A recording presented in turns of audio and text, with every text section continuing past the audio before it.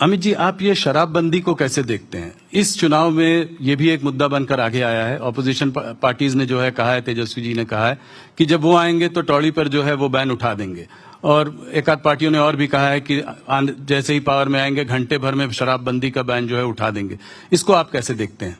देखिए, नीतीश बाबू ने बड़े मन के साथ बिहार की माताओं बहनों को शराबबंदी से सम्मान पूर्वक जीवन जीने के लिए मौका दिया है। वो एनडीए सरकार की पॉलिसी है। एनडीए के सभी घटक दल इसके साथ बंधे हुए भी है और इसको मानते भी। थोड़ा सा बात करें चुनावी वादों का। आप लोगों ने भी वादा किया है, ऑपोजिशन भी वादा कर रही है। मैं शुरुआत करता हूं आप लोगों के वादों से। हमारा कोई वादा नहीं आया है, हमने तो काम ही कर दिया है। हमारा अभी वादा तो आना बाकी है भैया जी। नहीं तो एक काम जो आपने कर दिया है, जो कि 1,41 लाख महिलाओं को आपने 10,000 दिया है। एक एंटरप्रेन्योरियल सेटअप बनाया है यहाँ की महिलाओं के लिए, जिससे कि महिलाओं कोऑपरेटिव बनाया जी। तो मैं आप सवाल ये पूछना चाहता हूँ, इसके अलावा इलेक्ट्रिसिटी भी आपने प्रॉमिस की है कि इतने यूनिट्स फ्री कर देंगे। प्रॉमिस नहीं किया है, कर दिया है। इसका जो है बिहार के बजट पर क्या असर पड़ेगा? क्या ये सब फ्री भी नहीं है? देखिए, हमने अगले 5 साल में बिहार के जीएसडीपी में जो बढ़ोतरी होने वाली है, वो बढ़ोतरी और फिस्कल डेफिसिट न बढ़े, उसका कैलकुलेशन कर ये सारे काम किए। और आप माफ करना मुझे, ये एक कंटिन्यूअसली चलने वाले, गरीबों को एम्पावर करने वाले कार्यक्रम का एक हिस्सा है। जैसे हमने घर दिया जी, बिजली दी, गैस दिया, शौचालय दिया, 5 किलो अनाज दिया, हमने गैस का सिलेंडर दे दिया, 5 लाख तक का सारा इंश्योरेंस उनको, मतलब दवाइयों का खर्चा फ्री कर दिया।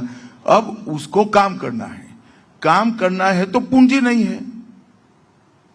पहले तो जो कमाते थे वो सारा चला जाता था ये सब चीजों में, लकड़ियां, टहनियां, केरोसिन लाना पड़ता था और दवाइयों में खर्च हो जाता था। अनाज नहीं था, अनाज में खर्च हो जाता था, खाने पीने में। अब ये सारी चीजों से बिहार का गरीब मुक्त हुआ है, वो कुछ करना चाहता है। तो ये जो 10,000 रुपया दिया है वो सीड मनी के रूप में दिया है, जो उसकी पूंजी के रूप में काम में आएगा। और ये 10,000 से नहीं रुकेगा, आगे जाकर ये 10,000 सीड मनी का उपयोग कर 2 लाख रुपये तक की लोन बिहार के गरीबों को मिलने वाली है, जिससे वो छोटे अपने कारोबार कर पाएगा और आत्मनिर्भर होने की दिशा में आगे बढ़ेगा। एक और, इतनी बड़ी संख्या में जो गरीब है उनको 2 लाख रुपए का लोन देकर छोटे कारोबारों में एंगेज करना, उनको आत्मनिर्भर बनाना, और दूसरी ओर इतना बड़ा इंफ्रास्ट्रक्चर का निर्माण कर रोजगारी जनरेट करना, और इंफ्रास्ट्रक्चर का निर्माण करने के बाद, बिजली बनाने के बाद जो कल कारखाने आएंगे उसमें भी रोजगारी का निर्मित होगा।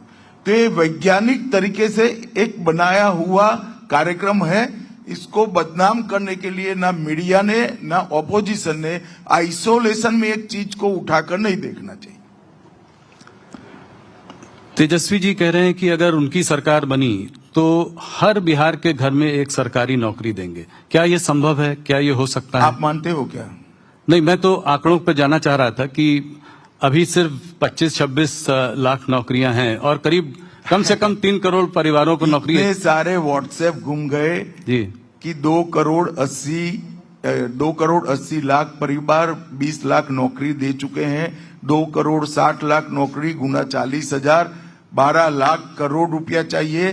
बिहार के बजट से 3 गुना पैसा चाहिए जी। अब वो तो मानते हैं कि वो जो बोलते हैं सब लोग मान लेते हैं, मगर बिहार के युवा को वो अंडर एस्टिमेट कर रहे हैं। मेरे पास तो बिहार से ही व्हाट्सएप आए कि कहां से दोगे इतना पैसा।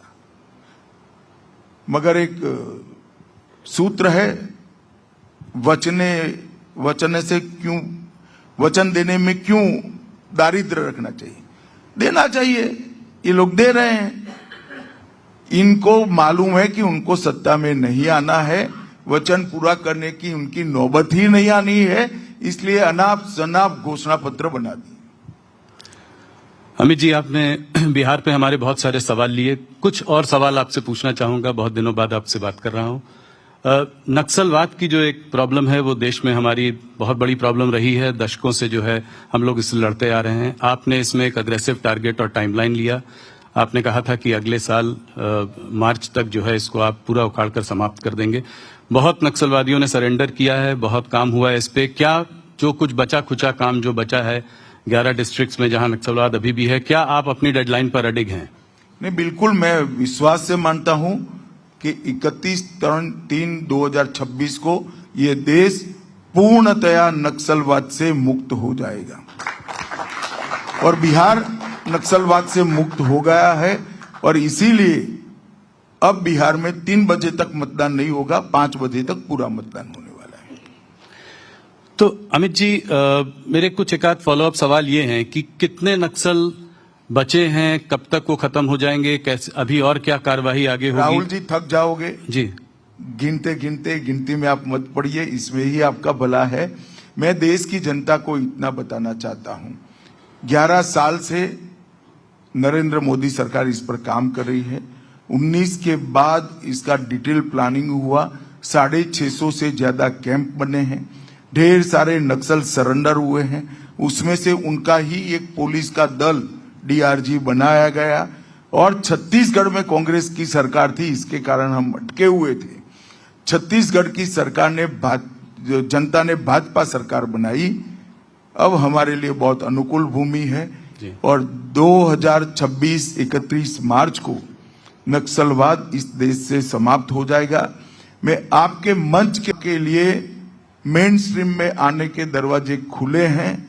बहुत सारे लोग सरेंडर किए हैं, हथियार डाल दीजिए, आप भी सरेंडर करिए, मगर सरेंडर नहीं करेंगे तो हमारी कार्य योजना है और हम सरेंडर करें या न करें, इस देश को नक्सलवाद से मार्च 26 तक मुक्त करा देंगे।